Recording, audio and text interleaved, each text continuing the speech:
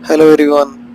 हमारे पास में ये सैमसंग का बहुत पुराना फ्रिज आया है जो लगभग 18-20 ईयर ओल्ड है।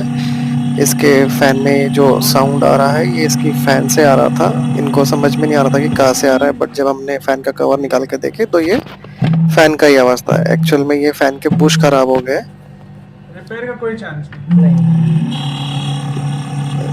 राइट, अभी जो आवाज आ रही है इसके बुश खराब होने की वजह से ये आवाज आ रही है। फैन चेंज कर देंगे तो ये प्रॉब्लम जो है वो 100% सॉल्व हो जाएगा। थैंक यू गाइस, चैनल को हमारे सब्सक्राइब कर लीजिए। Thank you.